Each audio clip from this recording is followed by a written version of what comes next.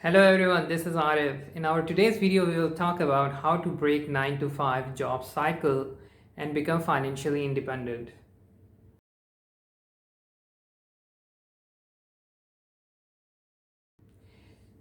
So in our today's video, we will talk about that what are the things that you can take as an initiative in order to break the cycle and become financially more independent.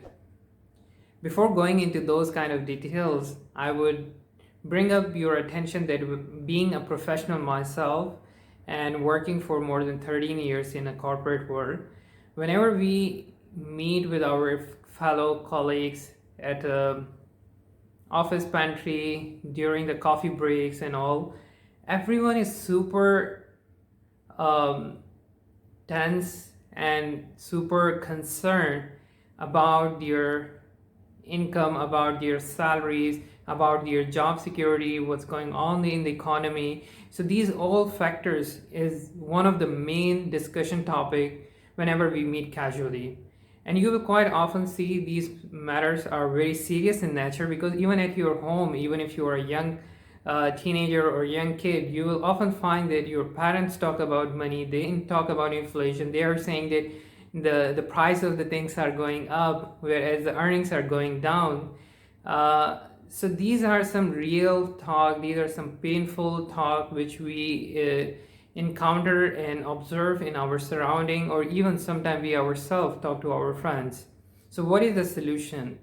Generally, if you see the systematic approach by which we are being programmed, is that we have to study 12 years in school, 4 to 6 years in university and higher schools, and then we have to come up with our first job, and then while doing that job we have to obtain several certification and postgrad and some specialized degrees.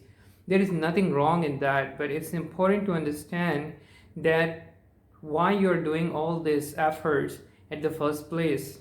I know a very young kid cannot figure it out, and that's the reason they need the guidance of their elders. But once you are graduate, you have to think very critically what's going on in your surrounding and how you can be financially independent. These things, these kind of questions I used to ask from myself, and as time passes I get more clarity and knowledge, and the knowledge which I have gained and the things which I have learned I will share with you. The first thing which you are supposed to do, that do not demonize 9 to 5 job, because that puts bread on your table. You have to be grateful for what you are doing, because there is so much unemployment out there. There are so many people who doesn't have that exposure or experience or the opportunity to learn what you can easily learn in a corporate world.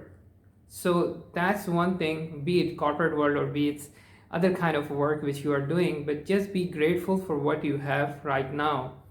Being grateful, many people misunderstood that being grateful doesn't mean that you lower your standards. Being grateful and try to find ways to improve yourself.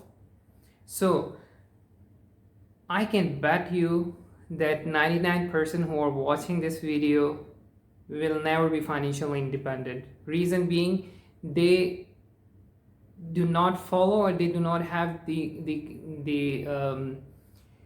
confidence in themselves to follow those steps. So the second step is to know why you are earning, what you want to drive from this job. The thing is, if it is a financial independence, then you have to see two things: how much you are earning per month, how much you are spending. So the net result will determine whether you will be financially independent in the coming years or not. So let's say if you are earning $10,000 and you are spending $10,000, so your net income at the month end after making out all the expenses is zero. So this cycle will never break. Take another scenario. You're earning 10,000 but you are spending 11,000, so that 1,000 you are borrowing from someone, or you are making a credit. In that case, you will be in a more difficult situation and getting closer to bankruptcy. if you lost your job. The third scenario, you are earning 10,000 but your expenses are 8,000 and you are saving 2,000. So if you keep on saving that 2,000, you will be financially relatively confident but not fully independent. It will just mean that if anything wrong happens or if any uncertain thing happens in your life, you will have some money to use it, but not enough money to be quit your job.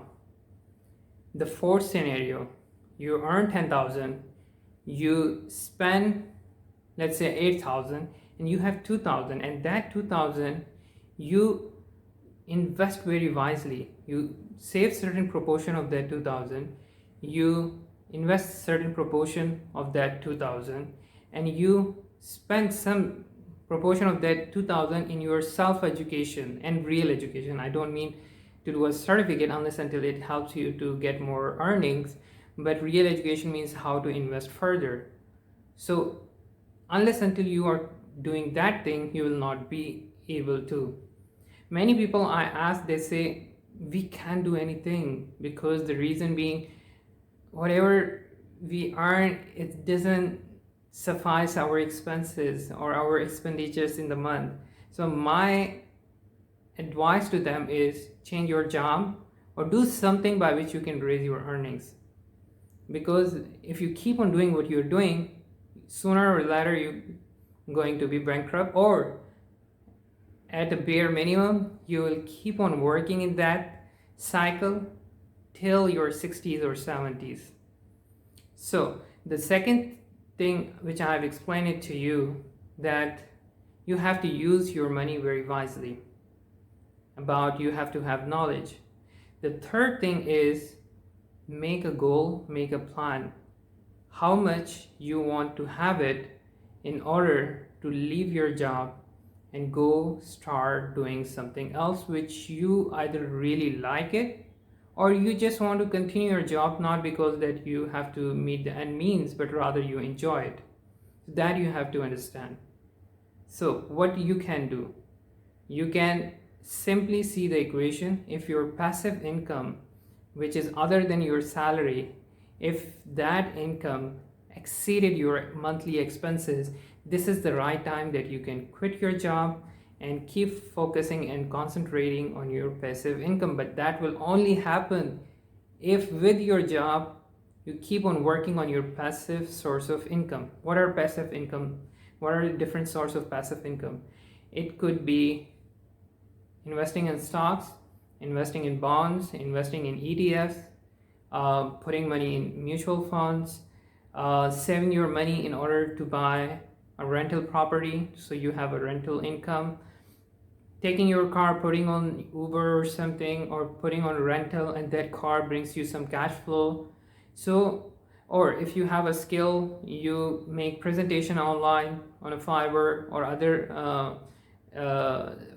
sites where you can earn a second income. You can write blogs, you can have, like mine, a YouTube channel, you can any other thing by which some more money can come. No matter how small it is, it's fine as long as you are doing the right job. So what I have seen in my career, that majority of the people, they either not save or they just save, they never invest. So this is a problem.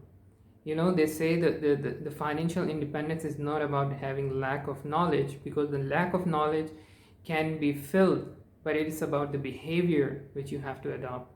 So think about it and act on these three fundamentals, and the moment your passive income superseded your monthly expenses, that's the time when you can easily quit your job 9 to 5 and do something more meaningful, not because that you have to pay at the month end, but because you wanted to do that thing. And with this, I will conclude. Thank you for watching and hope to see you in the next video.